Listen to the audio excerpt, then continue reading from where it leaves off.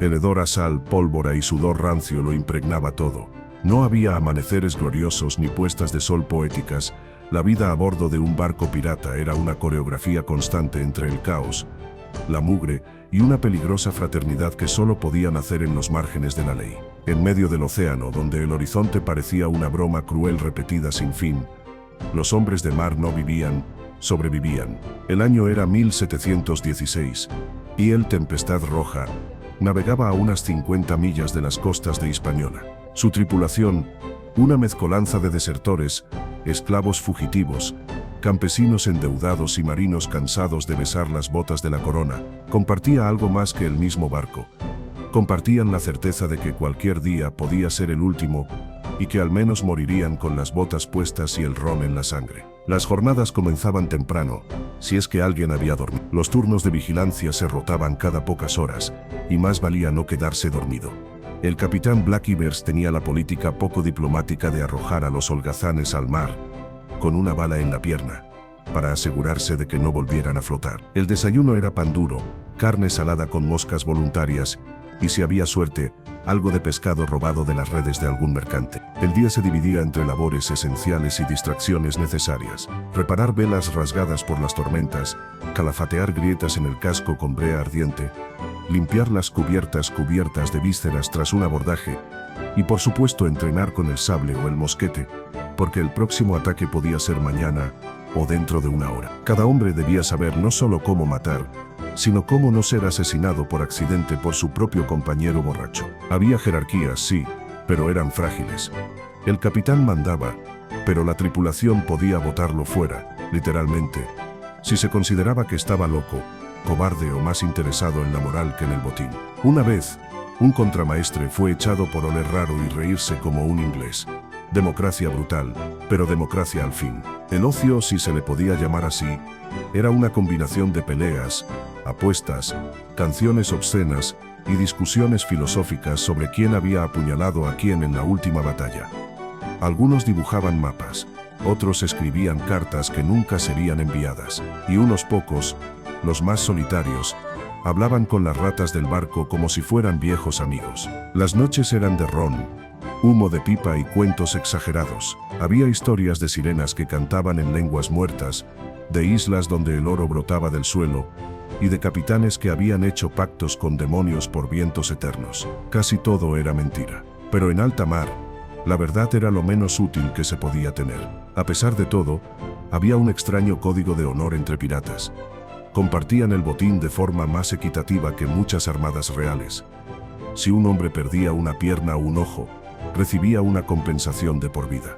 Y si moría, sus pocas posesiones eran subastadas entre la tripulación, incluyendo su loro, si lo tenía, lo cual garantizaba más peleas que el último baúl de doblones. La vida pirata no era romántica. Era dura, corta, violenta y plagada de enfermedades venéreas, escorbuto y heridas mal cosidas, pero en esa violencia había libertad. Una libertad sucia, sí, pero más honesta que las promesas de los reyes, porque en la cubierta de un barco pirata, cada hombre conocía su lugar, justo entre la muerte y una última carcajada. Si el infierno tuviera olor, sería una mezcla de ron agrio, madera mojada y pies sudorosos después de 20 días sin tocar tierra. Así olía la bodega del Tempestad Roja, y para sus 37 tripulantes, ese hedor era hogar, pero no uno cálido o acogedor. No, era más bien un hogar que podía volarte un dedo si te tropezabas en la Santa Bárbara. A bordo los días eran repetitivos, como una maldición con horario fijo. Al amanecer, o lo que se intuía como amanecer entre nubes y cuervos de mar, el primer sonido que se escuchaba no era una campana ni un canto heroico. Era el grito del cocinero, tripas afuera o sin desayuno, acompañado del clásico golpe del cucharón contra el barril del estofado, donde nadaban trozos indefinibles de carne, hueso, grasa, y en al menos una ocasión, una bota. Los trabajos no tardaban en empezar. Los más fuertes subían al aparejo, a cambiar velas o desenredar sogas que tenían más nudos que un mal matrimonio. Los más hábiles limpiaban los cañones, revisaban la pólvora y afilaban sables sin cortarse. Algo más difícil de lo que suena con manos temblorosas, por falta de sueño y exceso de licor. Los novatos solían empezar limpiando letrinas, si se les podía llamar así a un cubo de madera con agujeros mal tallados, y si sobrevivían 2 semanas sin volcarlo durante una tormenta, entonces se les permitía tocar una espada. Uno, al que apodaron 4 dedos, aprendió esta lección de la peor manera: nunca afiles un machete con la cuchilla apuntando hacia ti, y menos con resaca. La navegación era otra historia. El piloto usaba cartas marítimas más viejas que el mismísimo barco, muchas corregidas con carbón o directamente al ojo, mientras un marinero giraba el timón esperando que el viento tuviera la decencia de no cambiar de humor. A veces se cruzaban con otros navíos y surgía la eterna duda: ataque o saludo. En caso de duda, se cargaban los cañones y se preparaban para lo primero. Si resultaban ser aliados, se brindaba después. Si no, bueno, más botín. En los ratos libres, se jugaba a los dados, se contaban historias de fantasmas en los camarotes de proa, y se cantaban canciones que harían sonrojar a un burdel. También había quien escribía poesía, como el navegante francés que recitaba versos sobre el mar y los pechos de una tal Colette, hasta que alguien lo empujó por la borda después de la 5ª estrofa. Por las noches, el cielo estrellado ofrecía algo de consuelo. Algunos decían ver señales en las constelaciones, un destino de fortuna, la silueta de una mujer amada, o el recordatorio de que probablemente morirían tragando agua salada o por una cuchillada en la tripa por parte de un compañero ebrio. Y aún así nadie quería estar en otro lugar, porque en esa cubierta resbalosa con el rugido del océano como música de fondo, cada hombre era dueño de su suerte, de su espada y de su siguiente error. La vida a bordo era un desastre glorioso, sostenido por pólvora, supersticiones y camaradería forjada a golpes. Y aunque sabían que la muerte podía venir con la próxima ola, también sabían que en el mar, al menos, no había amos, solo tormentas. El tercer día sin ver tierra solía sacar lo peor de cada hombre. Las canciones se volvían más desafinadas, el ron más escaso, y la paciencia, inexistente. En el Tempestad Roja, ese día marcaba la llegada de lo que llamaban la fiebre del horizonte, un mal humor generalizado que ni el capitán Black Ivers podía frenar con amenazas ni latigazos. Era el momento en que los piratas empezaban a discutir por tonterías como quién había robado la última galleta dura o quién se estaba limpiando los dientes con el cuchillo de trinchar carne. La vida cotidiana se mantenía gracias a una disciplina extraña, una mezcla entre amenaza permanente y costumbre adquirida. Cada actividad tenía su hora, aproximada, eso sí, porque el único reloj del barco estaba en el camarote del contramaestre, y funcionaba solo cuando le daba la gana. Después de desayunar algo parecido a papilla de alga con trozos de cuero cocido, la tripulación se dividía en grupos. Uno se encargaba de limpiar los cañones, que acumulaban óxido como si respiraran salitre, otro de revisar el mástil mayor, siempre crujiente, como si en cualquier momento fuera a partirse por capricho del viento. El grupo de abordaje practicaba en la cubierta, lanzándose unos sobre otros con espadas sin filo, aunque más de una vez terminaban con narices rotas y dentaduras, flotando en el balde del agua. Los encargados del botín tenían una tarea muy particular: inventariar los objetos robados en los últimos saqueos. Pero el problema era que, en un barco pirata, inventariar significaba esconder lo que pudieras en tus calzones, antes de que alguien lo anotara en la bitácora. Había toda una ciencia detrás de esto, con tácticas que incluían bolsillos secretos, dobles suelas y, en casos extremos, el uso de cavidades internas. Por la tarde se entrenaba, no porque fueran disciplinados como una armada, sino porque todos sabían que el próximo barco podía estar a la vuelta del viento. Los ejercicios incluían trepar sogas con cuchillos entre los dientes, simular abordajes sobre cabras amarradas, no siempre voluntarias, y jugar una versión pirata del ajedrez, donde las piezas eran cangrejos marcados con hollín. El humor, por supuesto, nunca faltaba. El vigía del mástil, un viejo tuerto apodado Mirada Profunda, solía gritar barco enemigo a la vista, solo para ver correr a todos medio desnudos, hasta que un día el capitán subió y lo dejó colgado por los calzones como castigo preventivo. Desde entonces, el único grito permitido era «Ron a la vista», y aún así se acercaban con cautela. Las discusiones filosóficas también estaban presentes, como la vez que se pasaron horas debatiendo si un loro que insultaba en francés debía ser considerado francés, o si un cofre vacío era realmente un tesoro de decepción. La vida pirata no era solo sangre y saqueo, también era creatividad bajo presión y con déficit de higiene.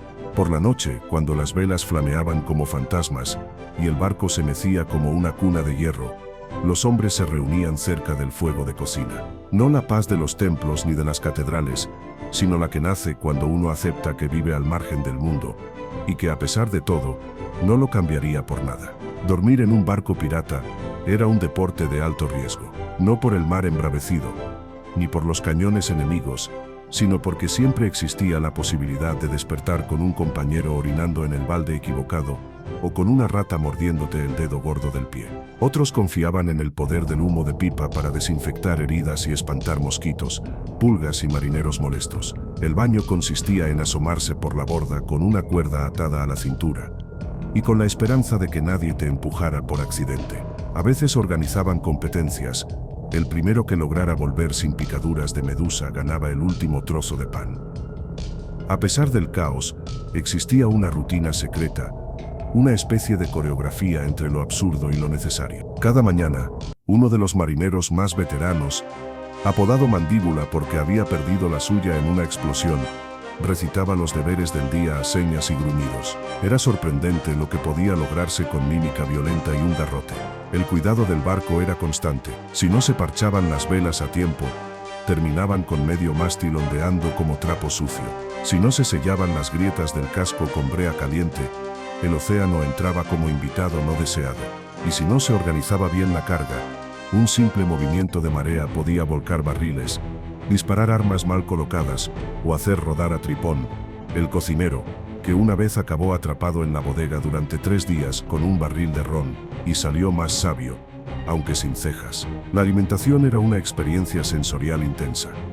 El menú consistía en lo que no se había echado a perder todavía: galletas marinas más duras que la cubierta, pescado seco, carne salada con más sal que carne, y una sopa de habas que contenía más misterio que sustancia. El ron era la única constante, aunque debía racionarse, lo cual significaba esconderlo, disputarlo o directamente robárselo al médico, que lo usaba para desinfectar bisturíes y gargantas inflamadas. Las peleas internas eran inevitables. Había discusiones por cosas importantes, como quién debía liderar el próximo abordaje, y otras por nimiedades, como quién se había apropiado de la cuchara de latón de la suerte. Pero también existían momentos de camaradería insólita. Un duelo de eructos, un coro improvisado de canciones groseras, o la lectura dramática de cartas inventadas supuestamente escritas por vírgenes enamoradas de algún pirata particularmente feo. Una vez por semana, se realizaba una asamblea encubierta. Ahí, todos votaban sobre temas esenciales: si debían atacar un bergantín que parecía armado, si se redistribuía el botín robado hace 2 semanas, o si se le permitía a Gaviota, un viejo escocés con aliento de pólvora, seguir contando historias de monstruos marinos que hablaban alemán. La democracia a bordo era real, sí, pero tenía la peculiaridad de terminar muchas veces a puñetazos. Y sin embargo, cada noche, cuando el barco crujía como un animal viejo y las estrellas brillaban con esa insolencia inalcanzable, los hombres del Tempestad Roja sabían que estaban donde querían estar. No había reyes, ni leyes, ni promesas rotas de libertad. Solo mar, madera, ron, y la certeza de que el día siguiente sería tan desastroso, glorioso y absurdo como el anterior.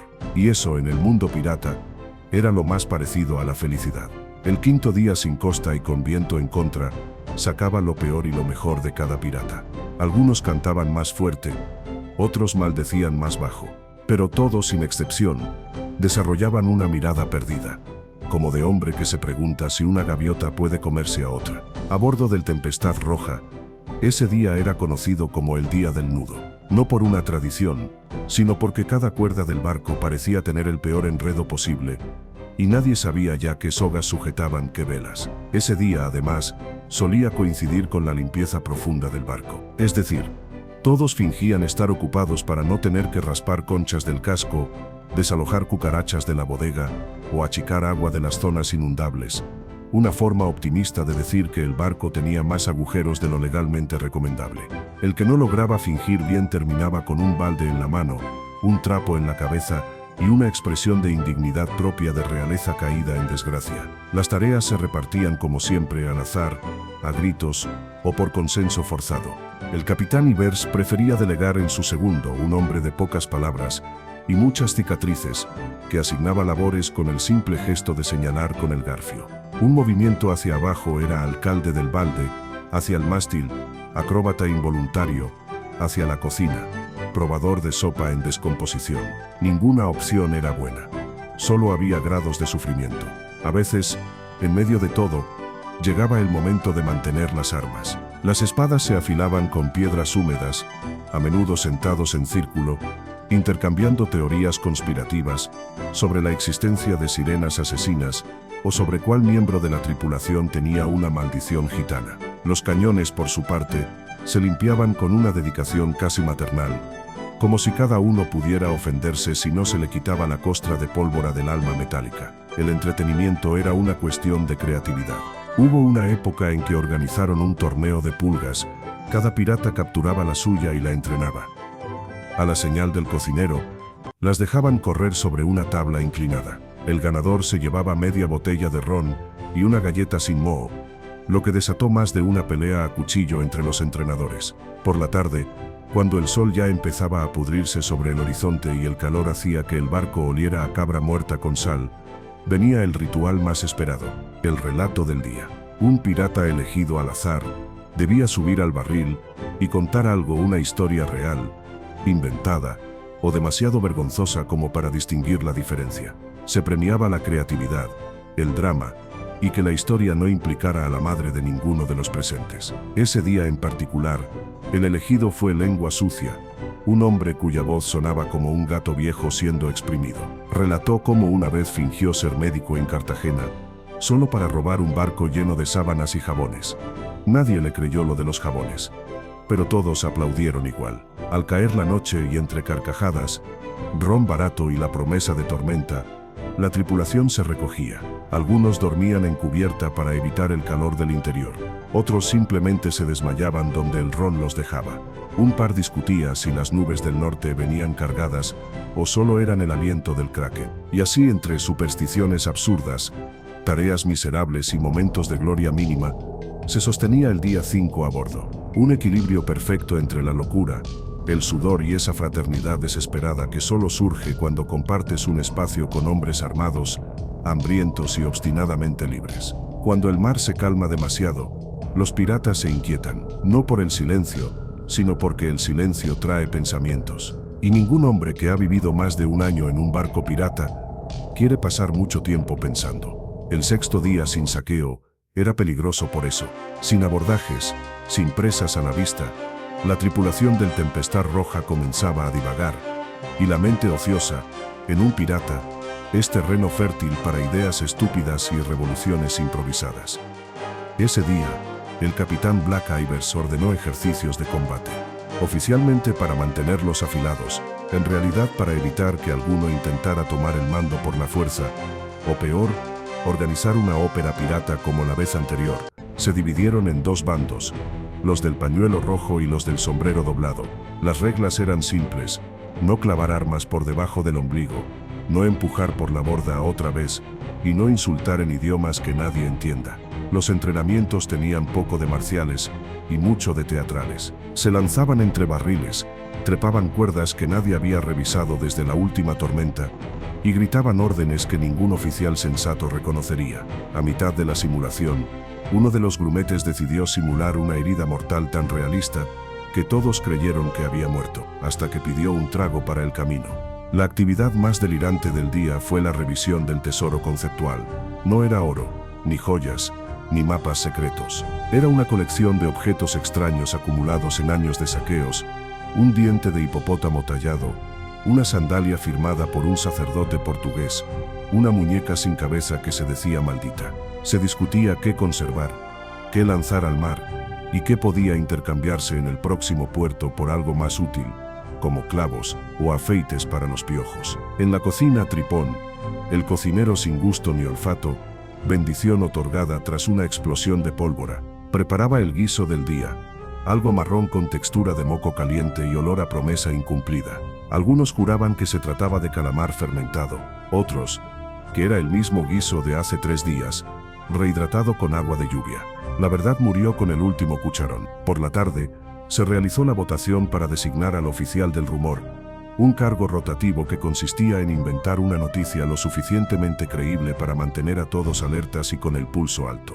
El ganador del día anunció que un barco de guerra español había sido visto a 1 milla, pero solo cuando se le cruzaban los ojos. A pesar de la evidente inconsistencia visual, se reforzó la vigilancia. El día 6 era, además, el momento de limpiar los pecados. Esto no tenía nada de espiritual.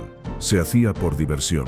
Cada quien debía confesar algo que hubiera hecho mal la semana anterior. Entre las revelaciones más memorables, uno admitió haber robado la pata de palo de su compañero, solo para esconder ron en el hueco.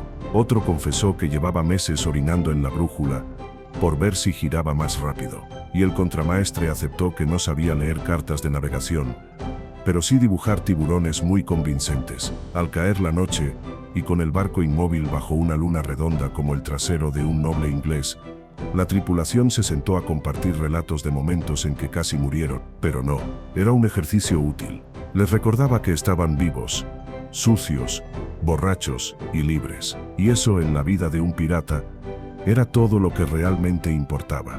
Porque el 6.º día no era para luchar, ni para huir, ni siquiera para planear. Era para recordar por qué elegiste vivir flotando entre muerte, risas y tormentas. Para entender que no se necesita tierra firme para tener un hogar, solo un barco que no se hunda, una tripulación que no te apuñale mientras duermes, y suficiente ron para no hacer demasiadas preguntas. El 7.º día era sagrado, no por devoción, sino por agotamiento. Si un pirata sobrevivía una semana sin ser arponeado, envenenado o vendido por error en un puerto africano, merecía un respiro.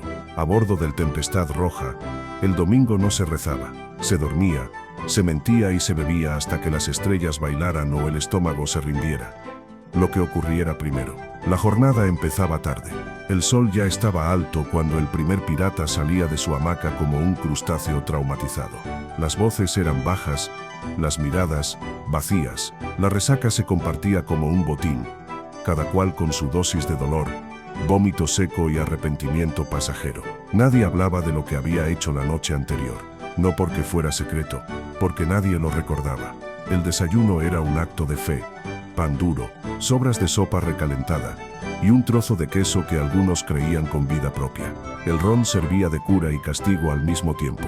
Quien se atrevía a rechazarlo era mirado con sospecha, como si planeara una traición, o peor aún, una vida sobria. Ese día no se daban órdenes. El capitán Ivers se encerraba en su camarote con un mapa, un espejo y una botella de ron que decía hablarle en francés. El timonel amarraba el timón y dormía sobre él. El vigía, si despertaba, miraba al horizonte sin realmente ver. Era el único día en que se permitía no fingir ser invencibles. Algunos piratas usaban el domingo para cortar el cabello a machete, coserse la ropa o sacarse astillas con cuchillos desafilados. Otros simplemente se tumbaban sobre la cubierta caliente y hablaban de cosas imposibles: abrir una taberna en tierra, tener hijos con dientes sanos, vivir lo suficiente para envejecer.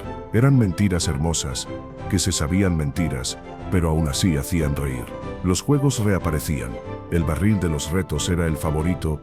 Se metían papeles con desafíos escritos por la tripulación: saltar desnudo al mar, robar el sombrero del capitán, besar la campana del barco y jurarle amor eterno. Nadie ganaba, solo se perdía dignidad.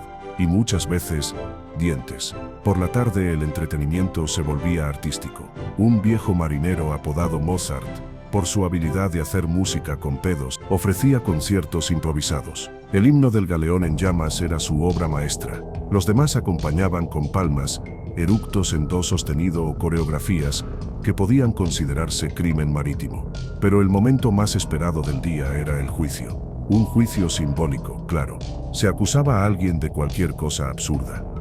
Ron desaparecido, ron aguado, ron mirado con deseo, y se organizaba una corte pirata. Había juez, ciego, fiscal borracho y defensor el más mentiroso disponible. La condena solía ser poética: contar un secreto, cantar en falsete o bailar como sirena poseída. El juicio no servía para nada, excepto para reír. Y eso, en alta mar, era invaluable.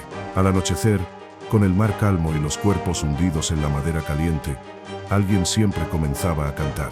Canciones sobre naufragios, traiciones, amores imposibles y botines que nunca existieron. Todos se unían, desafinados, arrastrando las sílabas como si fueran redes pesadas. Era un coro desastroso, hermoso, un canto al desastre compartido. Y así se cerraba la semana en el Tempestad Roja. No con gloria ni violencia, sino con risas rotas, dolor en los huesos y un profundo agradecimiento porque, a pesar de todo, seguían flotando. Porque ser pirata no era solo robar y matar, era también sobrevivir a uno mismo 7 días seguidos y levantarse al octavo, como si fuera el primero. Gracias por ver y por acompañarme con esta historia. Si quieres seguir descubriendo más relatos fascinantes, no olvides suscribirte. Nos vemos en la próxima.